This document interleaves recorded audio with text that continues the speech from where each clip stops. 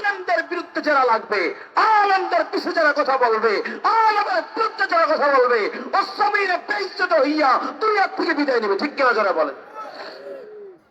ইসলামী আন্দোলনের এক আদর্শ, জামাত ইসলামের এক আদর্শ, আদর্শগত পার্থক্য থাকতেই পারে, এটা দোষের কিছু না।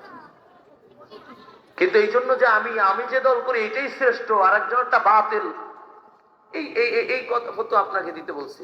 ফতোয়া দেওয়ার জন্য তো ওলামায়ে কেরাম আছে, দোষ দেওয়ার জন্য ওলামায়ে কেরাম আছে, কথা বলার জন্য ওলামায়ে কেরাম আছে।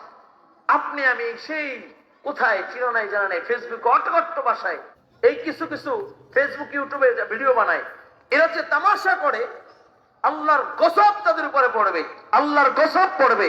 জামাত বুঝি না, চরমনাই বুঝি না, আলেমদের বিরুদ্ধে যারা লাগবে, আলেমদের পিছে যারা কথা বলবে, আলেমের বিরুদ্ধে যারা কথা বলবে, ও জমিনে বেইজ্জত হইয়া দুনিয়া থেকে বিদায় নেবে। ঠিক কিনা যারা বলে?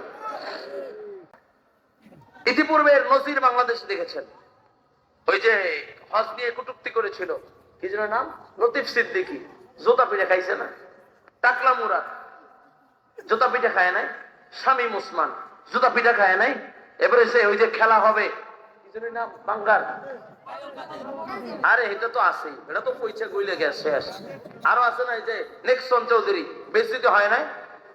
সবচেয়ে বড় কথা হলো আল্লামা দেলোয়ার হোসেন সাইদির যে রায় ঘোষণা করছে, এই যে কি যেন নাম, মানিক চোরা, এই মানিক চোরা বেশিতে হয় নাই?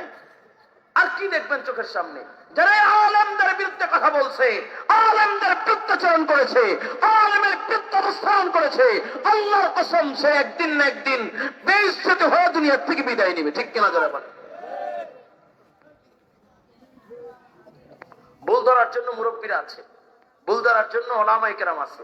আপনাকে আমাকে পণ্ডিতি করাতে বলা হয় না।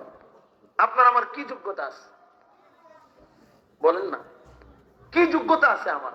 আমি মামুন সাহেবের ভুল ধরবো? আমার কি যোগ্যতা আছে আমি চরমনাই পীর সাহেব হুজুরের ভুল ধরবো? আমার কি যোগ্যতা আছে চরমনাই পীর সাহেব হুজুরের বিরুদ্ধে আমি লিখবো?